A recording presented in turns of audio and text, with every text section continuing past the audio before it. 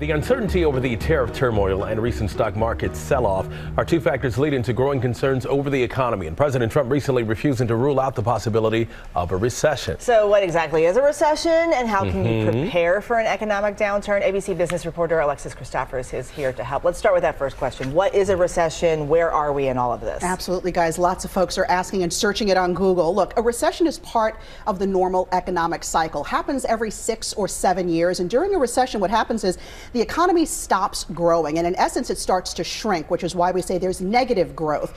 It's also accompanied by higher unemployment. And by the way, we don't just say wake up one day and go, there's a recession. There's actually a nonprofit that determines whether or not we're in a recession. It's called the National Bureau of Economic Advisors. They determine it.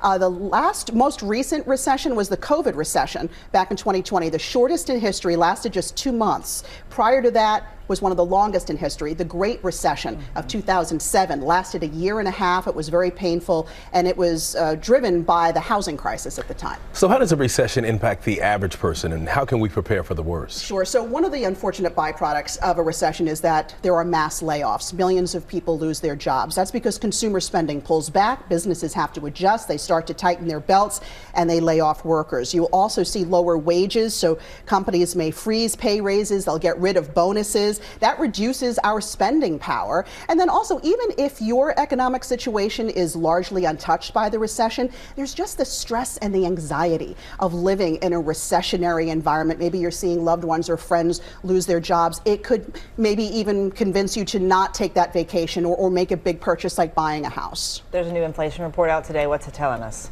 Yeah, that inflation report is actually a little bit of good news because we're seeing that prices are slowing down a little bit. I mean, the increases are still there, but they're not happening as quickly. So inflation rose 2.8% last month. We still know the Fed wants inflation to be down to 2%, so we still have a ways to go.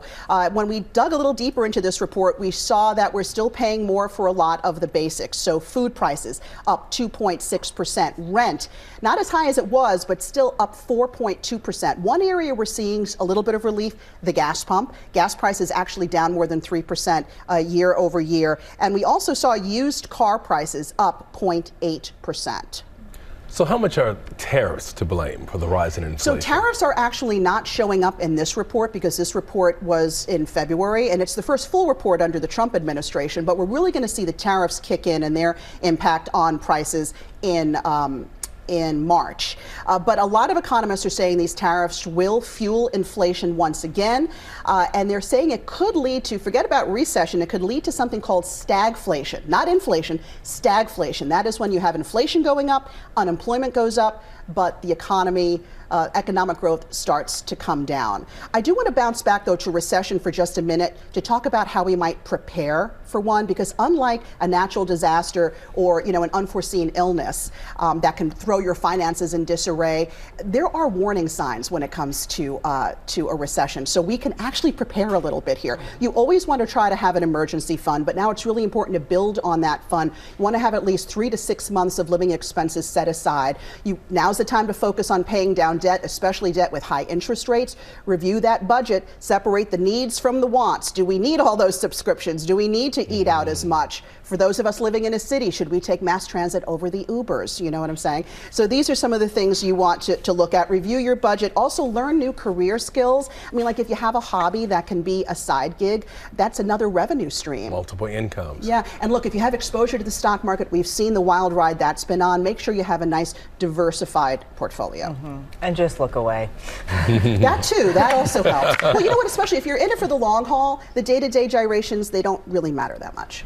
Good to keep in mind. Yeah. Alexis Christoforous, thank you so much to be here. Good to see you. Thank you for it.